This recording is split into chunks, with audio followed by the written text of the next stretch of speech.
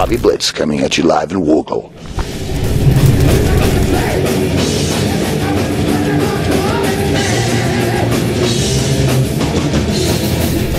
The new record was released over a year ago, 2010, end of January, in Europe, called Ironbound.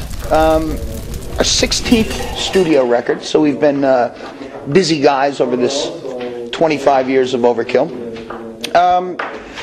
Let's see, the uniqueness about the record is that I think it incorporates much of our old school philosophy with regard to writing, but with some degree of, let's say, a contemporary immediacy. And what I mean by that is that it's, regardless of it having that old school philosophy, it still is valid in this day. Not just due to the scene, but due to, I think, our progression as writers, musicians in the studio, etc.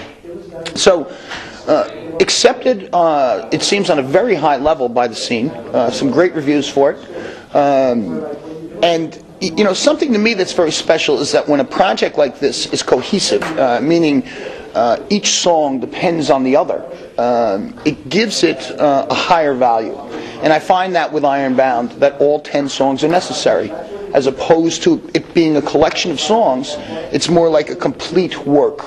And being a kid, growing up and being a Sabbath fan or a Priest fan or even a punk fan to some degree, the records I loved the most were the ones that felt like complete records, where I would press play and then hear it continuously through. And I think Ironbound has this quality.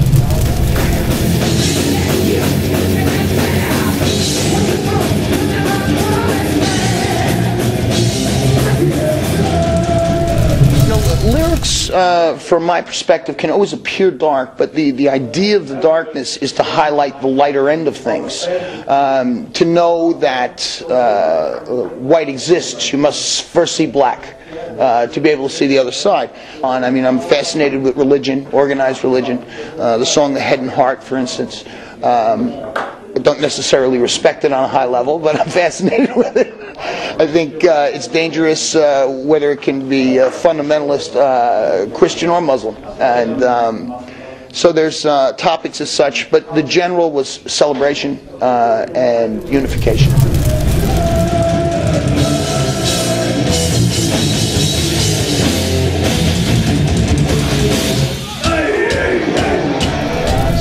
If we changed labels, maybe it was for good reasons throughout this time, that we've started to understand the business as far back as the mid-90s to say sometimes we have to go where the money's better to be able to finance this project, this thing we love, to be able to stay out on the road, to be able to pay our guys, to be able to continue on doing what we love doing. With regard to our satisfaction with Nuclear Blast, it's of a high level. You walk in the office in Dunsdorf, and it's very simple. They all have black T-shirts on. So this means that they're into what they're promoting. And when you're in that kind of a stable, you have the opportunity to get everywhere you need to get. And I think it's obvious. I mean, this is our second European tour, second for this record. Second one, very successful. So, hey, we're in the right spot.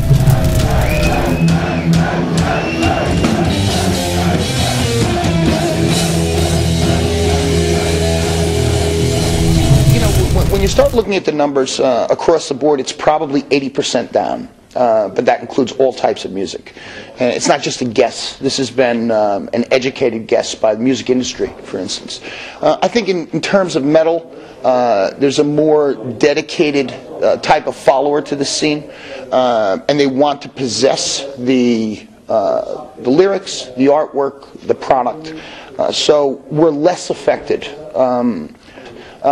What's my feeling about it? I've never been a person who thinks it's wrong to sample a song to see if you like the band or the record, or 2 songs or 3 songs.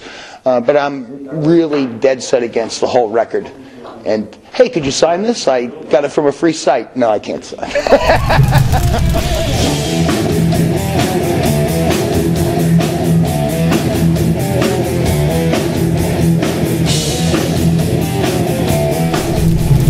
you know, with regard to retirement, it's not about that. It's really a day-to-day philosophy. That's why it works for 30 years. So when you start thinking into the future, I don't think into the future with regard to my input with Overkill. I think of it from a day-to-day process.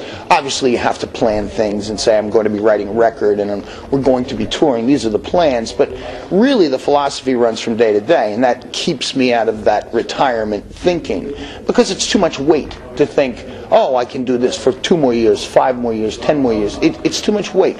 But from day to day, it's not weight. It's easy. It's enjoy the moment. What's the important show? Today. What's the most important show of your life? Today.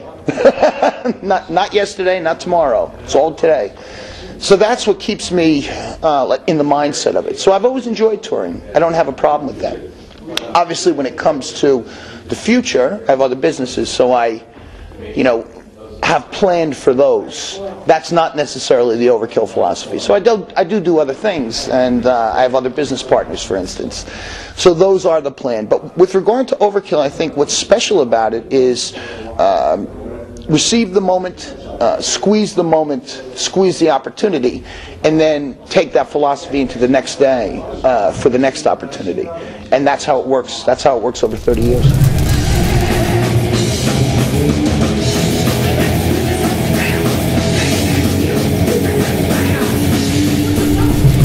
Good drugs. I have a faster wife.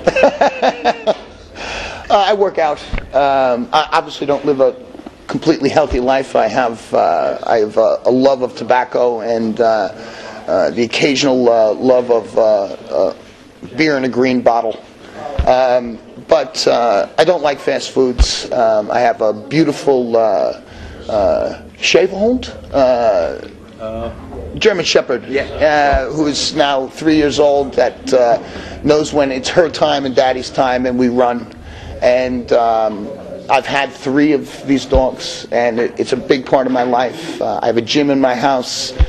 I mean, it's funny, one of my other businesses is importing chocolates, and I import from Europe. And somebody says, hey, how do you stay so thin with a chocolate shop? Well, I think it's also philosophy and lifestyle. It's I love doing this. Overkill's never stopped touring. It's always of high energy, and I think that that's the most important thing. Keeps me in shape. Keeps me good. Keeps me fit.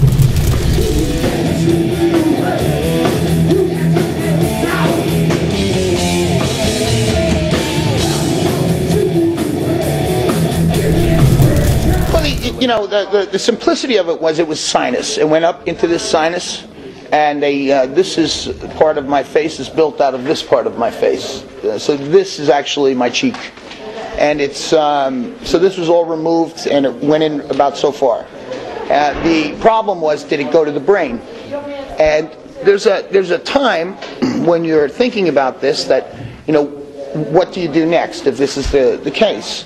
And I remember this was, Dee Dee was on the phone with me and said, you know, what can I do? And I said, you know, I've been thinking it over, and I really think you ought to send me some music so I can finish some songs. So the therapy really was Overkill, and what it gave me was the opportunity more so to realize what I had, or what I had become. And it wasn't, the fear went into satisfaction. And if it changed any philosophy with regard to my life, it's really about enjoying the moment, because you really can't guarantee the next moment. I don't deal the cards. I'm only a player in the game. So it's, if I think that way, there's a lot less responsibility with that, and it gives you the opportunity to enjoy things. And I've been cancer-free since 2000. So.